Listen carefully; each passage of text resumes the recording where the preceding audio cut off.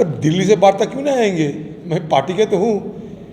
कल सीडब्ल्यूसी की मीटिंग में जा रहा हूँ, इसलिए बुलाया गया दिल्ली से। मैं सीडब्ल्यूसी की मेंबर भी हूँ। साथ साथ कल खारगे साहब भी फ़ोन किए। ये मेरे साथ मेरे पार्टी की कोई दूर नहीं बनी। ये जो अफवाह फैला जा रहे हैं ये बेकार बातें हैं। ये अनाप शनाप क्या बोलते हैं मुझे पता नहीं। कल खारगे साहब ने खुद फ़ोन किया था। आज मैं दिल्ली जा रहा हूँ। कल दिल्ली वालों को कह दीजिए कि हमारे सीडब्ल्यूसी की मीटिंग में मैं शामिल हो रहा हूँ। और क्या ऐसा प्रचार में थे, क्या करें? प्रचार के दौरान ये बहुत सारे कला अपनाए जाते हैं। तो दीदी की कला ये है कि सांप्रदायिक ध्रुवीकरण करना इस क्षेत्र के अंदर, क्योंकि हमारा जो बहरमपुर लोकसभा क्षेत्र है 66% मुस्लिम पॉपुलेशन है।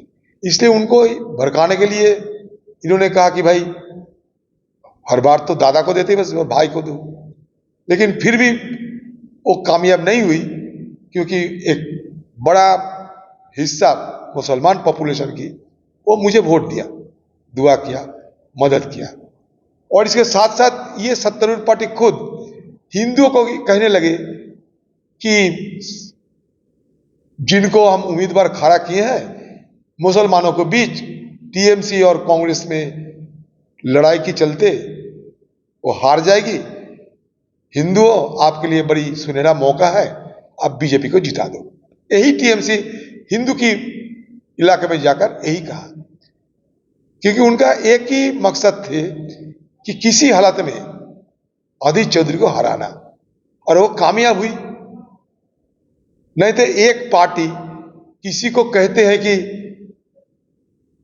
मुसलमान को वोट दो, हिंदू को वोट दिया और नहीं, और दूसरी तरफ हिंदू को कहते हैं कि मौका सुनहरा है, बीजेपी को जिता दो।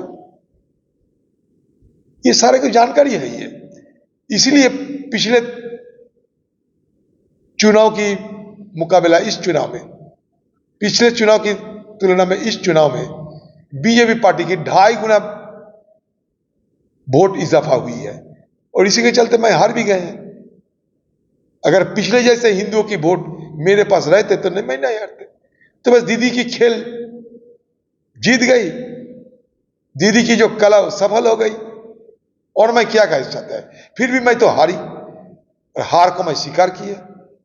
और मैं हमारे जो उम्मीदवार जीते हैं यूसुफ पठान जी, उनके लिए मेरा शुभकामना है।